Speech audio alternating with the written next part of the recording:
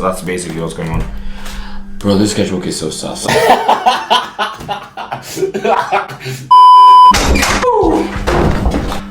Right, so the day is finally here, guys. Not too long ago, I did a sketchbook tour for one of the sketchbooks that I completed during my A-level art course, and for one reason or another I wasn't able to do all my sketchbooks justice, and promised the second one. Basically this video does well, I'll definitely do the second sketchbook, and that second final one, the year 13 one I did in my senior year of high school. The day that I did that sketchbook tour is finally upon us. A few things, as you can tell, this is probably not the same day at the same place that I recorded that intro that you just saw, but after the passing of time that it has elapsed between when that was recorded and when I am recording this right now, I just thought that there are some thoughts I wanted to add, and so I'm here again. Bear with me, what I'm struggling to put across in that last excerpt is that we're going to be going back and forth between past older Sean and that newer version, just based on who's more based. I'm here from the editing desk, realizing just how shit of a job I did at relaying that information, but hopefully that came across clear enough now. So without further ado, let's get into it. We have oh my god. I shall not be contained. I don't know if you can read that. An introspective dissection of the theme, if I remember correctly, was Containment, and this was the title page. Cool stuff. Boom. Page 1, we have got some interesting photos and some interesting paintings. I came into year 13 hot, man. And basically what we have here are some pictures I took leading up to year 13 based on the theme of containment. I think what I was going for when I was taking these pics was like to look like you are in, you know, those confinements like in psych wards when you're like in the straight, and those things are like, do they keep you like this or do they keep you like that? And it's like a padded room, but there's a camera like in the corner, and then you come up to the camera and be like, because they think you're going crazy in there. They think you're going crazy in there, but maybe you are, maybe you're not, who knows. But that's kind of actually what I was going for in here. Like you can see, I am very clearly showing some of those emotions. The true purpose of man, dude, listen to this. With the stereotypes of perceived strength, confidence, and wealth coinciding with attacks on patriarchy in the wake of activism against it, the true purpose of a man in society is brought into question. I intend to portray this ambiguity in my artwork by conveying emotion subtly in portraits and depictions of the male figure. The pictures I captured display relevant emotions, confusion, stress, and shock. Boom! Crazy. Yeah, and obviously here we have some self-portraits that I did, and this does not come to doing them justice. 1 second, please. There we go. Here is exploring some form of like boredom, maybe resignation, but that is like juxtaposed against these very bright colors that connote like vibrance and even would excite you. And then here we have like a shocked dude, you know. It's bigger than me. I did this in charcoal and yellow ochre oil paint. I guess what I was trying to bring out was like some kind of stark, grim, earthy contrast. Now there's like a vignette of shadows like creeping in from the corners of the painting that makes that feeling of an encroaching darkness just come up more clearly, more emphatically, to like accentuate the kind of shock that's going on in this guy's stuff. And I think some of the themes that are coming across in both of them is like a sense of primitiveness with like seemingly emphatic expressions in one way or another, whether in facial expression or in color palette. I am very happy with how that turned out. Like wow, that's, yeah, well done. In Two Minds, Joshua Mills. This is probably an artist that I looked at when it comes to studying their painting technique, and even when it comes to the subject matter. Contemporary portrait artist who worked predominantly with oil paints to capture the vulnerability of people and the emotions that people tried to hide from others. A lot of the subject matter seemed to deal with the mental state of his subjects, and that was reflected in the painterly brushstrokes that he employed, and that's something that I wanted to take a look at. A lot of the ways in which you learn is you just find cool artists that inspire you and copy them. This is an image that he did, and this is basically a direct imitation that I tried to do in the same style. And then I take his style, I take my pictures, I combine it to get us Joshua Mills inspired self-portraits. That's what I'm talking about. Now we have a fucking sick ass roster of paintings to go along with everything in here. Let's keep it going. Who are you? I think I had a page like this in the last one where I was like, what is masculinity? Boom. Looking inside.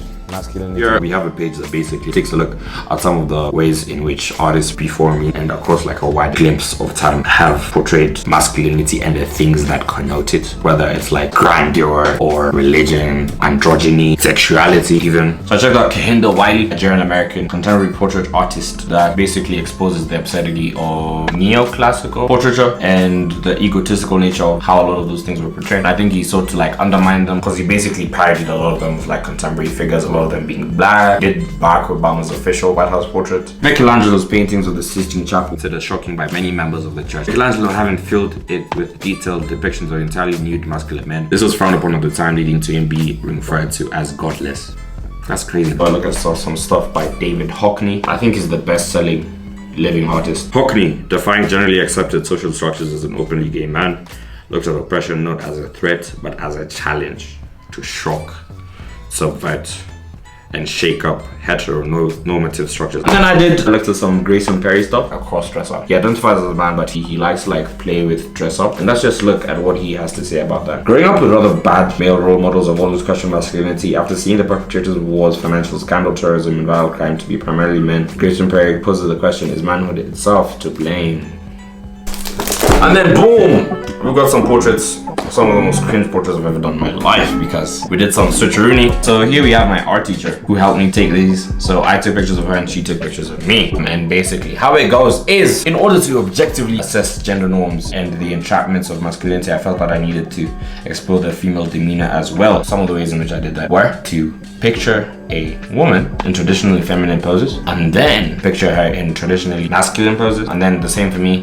I pose traditionally male and then I switch it up a bit and go for the sit like a baddie for a bit basically. The photos were like really uncomfortable to take, I will not lie to you, but some really cool stuff came out of it as well. But yeah, that's basically what's going on. Bro, this sketchbook is so sus. This sketchbook is so sus. Yeah man, it's guys with flowers. Niggas is wearing flowers, man, which connotes femininity, and I tried to contrast that against masculinity. Just, yeah, basically one of my flatmates let me put some flowers in his hair and take some pictures. He was complaining the whole time, man, it was crazy. Yeah, and then we have a portrait here, sort of like a mix of a Kehinde Wiley slash Jonathan Yeo style with like the etching, but also some stuff going on in the background. I blacked out the clothing because I just didn't think it was that important, and it was cool enough.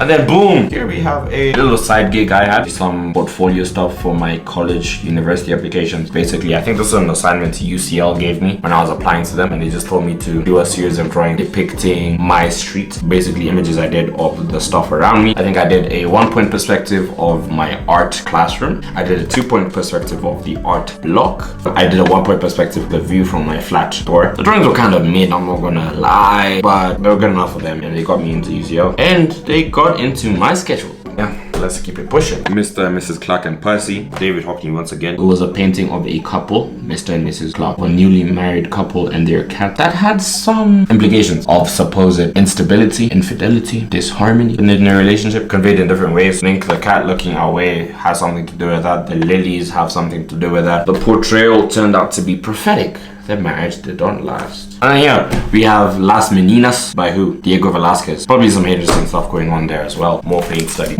studies. But this time we're talking color. I think we're talking color. I think we're talking composition. I think we're talking lighting. I think we're talking color again, but we're talking like how color intersects with space. So it's like space in the way it manifests. But yeah, again, a lot of this stuff is just looking at painting, drawing from them, and seeing what you can learn moving forward. When am I gonna see some more paintings? Oh, I guess I don't really have much else going on. No, we've missed something.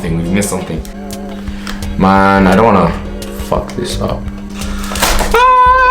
So cool painting. It's a pity half of it is covered in paper. But yeah, I studied Tristan Piggott, who did that painting. I took one of the pictures I took of my teacher and did it in his style. Some really cool stuff going on. I really like the greens and the purples and the yellows. I just wish there wasn't a paper in the middle of it. Do you think like, oh.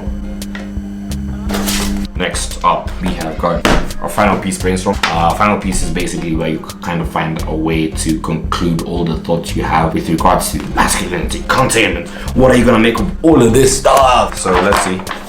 Here's a cute little brainstorm. I remember specifically when I was doing this, I didn't really know what to make of all the things I had looked into. I was like, yeah, some really interesting stuff going on here, but I don't really know what this says about masculinity. I don't think that. And it did find myself in a place where I needed to conclude. There were some suggestions of composition as well as a bunch of other stuff. But yeah, I guess what I started to head towards was this sort of idea of like, and then I think what I ended up on is I wanted to portray some of the pressures of masculinity.